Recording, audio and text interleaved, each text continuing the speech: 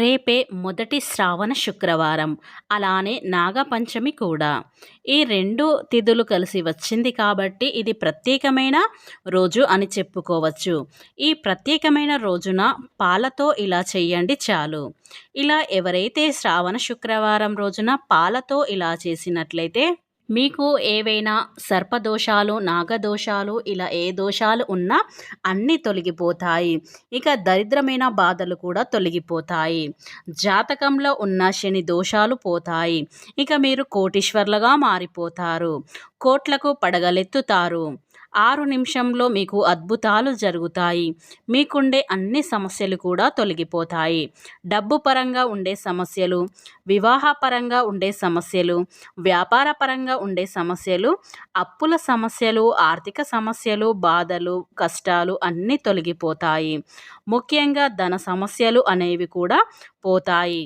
ఇక మీరు ఈ పాలతో ఇలా చేయడం వల్ల ధనం కూడా బాగా కలిసి వస్తుంది. చాలా మంచి ఫలితాలు వస్తాయి. ఆ ఫలితాలన్నీ చూసి మీరే ఆశ్చర్యపోతారు. కనుక ఈ శ్రావణ శుక్రవారం నాగపంచమి రోజున పాలతో ఈ పరిహారం చెయ్యండి. అందరూ ఈ శ్రావణ మాసంలో వచ్చే శుక్రవారం ప్రత్యేకమైన రోజు. ఇలాంటి రోజున శుక్రవారం రోజున ఇంట్లో ఇలా పూజ చెయ్యండి. లక్ష్మీదేవి వైకుంఠ వదిలి భూలోకంలా సంచరిస్తూ ఉంటుంది. ఈ మాసంలో మీరు చేసే పూజలకి, వ్రతాలకి విశేషమైన పుణ్య ఫలితం వస్తుంది. శ్రావణ శుక్రవారం అంటేనే లక్ష్మీదేవిని పూజించడం వల్ల లక్ష్మీదేవి పొంగిపోయి మళ్ళా ఇల్లు జల్లును మీపై కురిపిస్తుంది. మొదటి శ్రావణ శుక్రవారం పూజ చేసే ఆడవారు తెల్లవారుజామునే బ్రహ్మముహూర్తంలో నిద్రలేవాలి. ఇంటిని వాకిలిని శుద్ధి చేసుకోవాలి. వాకిట్లో కల్లాపి జల్లుకొని ముగ్గులు పెట్టి ఇంటి గడప మీద లక్ష్మీదేవితో సమానం అటువంటి గడపని పసుపు కుంకుమలతో పువ్వులతో గడపని అలంకరించుకోవాలి.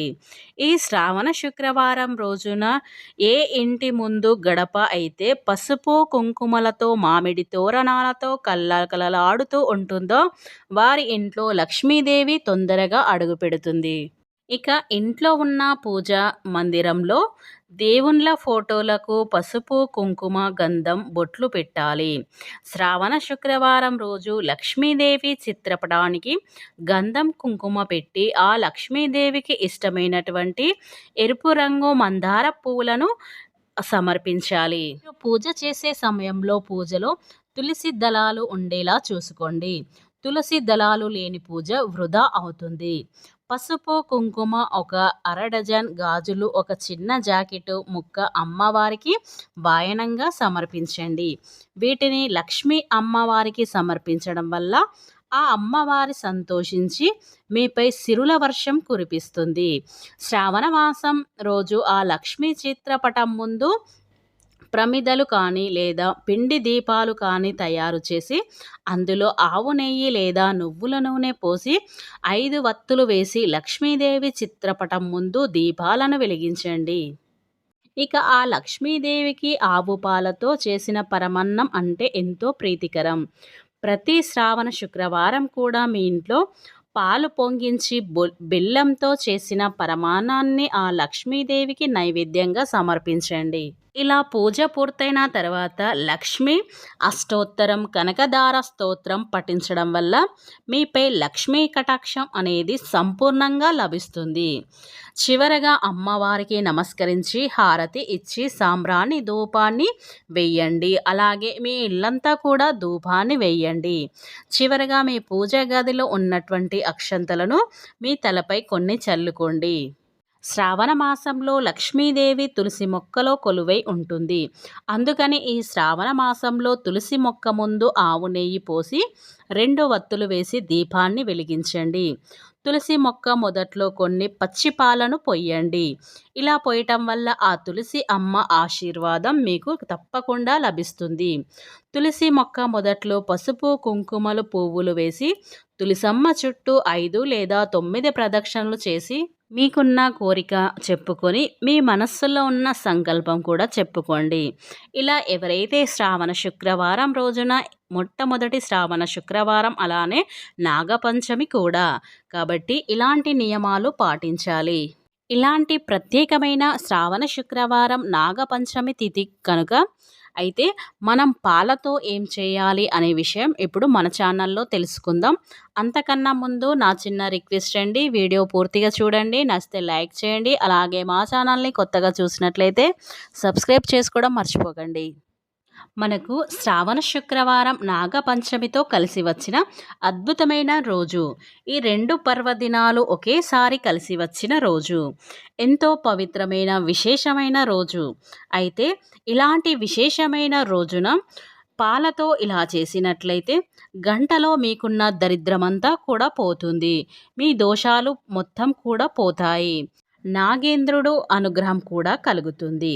కాబట్టి ఈ ప్రత్యేకమైన రోజున మీరు స్నానం చేసే నీటిలో వీటిని వేసుకొని స్నానం చేసినట్లయితే జన్మ జన్మ పాపాలు పోతాయి. కోటి జన్మల పుణ్యం వస్తుంది. మీ దేహంలోని తెలియని వ్యాధులన్నీ కూడా నశిస్తూ ఉంటాయి. మీ శరీరంలోని నెగిటివ్ ఎనర్జీ రోగాలు కూడా పోతాయి. మీ శరీరానికి నూతన ఉత్తేజం వస్తుంది. మీ దేహానికి తెలియని శక్తి వస్తుంది. ఈరోజు ఇలా స్నానం చేస్తే మీకున్న కష్టాలు పోతాయి. ఇక మీ జీవితమే మారిపోతుంది. మీరు పట్టిందల్లా బంగారం అవుతుంది. కాబట్టి స్నానం చేసే నీటిలో పచ్చి పాలను కలిపి స్నానం చేసే నీటిలో కొన్ని అంటే ఒక 2-3 డ్రాప్స్ అయినా పచ్చి పాలనే పోయాలి. కాగిన పాలు పోసుకొని స్నానం చేయకూడదు. లేనిపోని దోషాలు ఏర్పడతాయి. కాబట్టి రేపు స్నానం చేసే నీటిలో కొన్ని పచ్చి పాలను వేసుకొని స్నానం ఆచరించండి. ఇలా ఎవరైతే ఈ పవిత్రమైన రోజున స్నానం చేసే నీటిలో అందరూ కూడా ఇంట్లో ఎంతమంది ఉంటే అంతమంది ఆడవారు, మగవారు, పిల్లలు, పెద్దలు అందరూ కూడా స్నానం చేసే నీటిలో వీటిని ఈ పచ్చి పాలను వేసుకొని స్నానం ఆచరించండి. ఎవరైతే ఇలా చేస్తారో వారికి ఉన్న సర్పదోషాలు, నాగదోషాలు, ఇలా శని దోషాలు కూడా అన్నీ తొలగిపోతాయి. మీకు ఎలాంటి సమస్యలు కూడా రావు. నెగిటివ్ ఎనర్జీ కూడా పోతుంది. ఇక మీకు పాజిటివ్ ఎనర్జీ వస్తుంది. కొత్త ఉత్తేజం వస్తుంది. కాబట్టి ఇలాంటి ప్రత్యేకమైన రోజులో లక్ష్మీ అనుగ్రహం కూడా కలుగుతుంది. స్నానం చేయడం వల్ల ఇలాంటి మీకున్న రోగాలు కూడా దూరం అవుతాయి. పంచమి రోజున ఎవరైతే ఈ పాలతో స్నానం చేస్తారో వారికి కోటి జన్మల పుణ్యం వస్తుంది. ఇక మీకు రాజయోగం ఏర్పడుతుంది. పట్టిందల్లా బంగారం అవుతుంది. మీకు తిరుగుండదని చెప్పుకోవచ్చు. కాబట్టి అందరూ కూడా ఈ శుక్రవారం రోజున నాగ చవితి పంచమి రోజున పాలతో ఇలా చేయండి చాలు.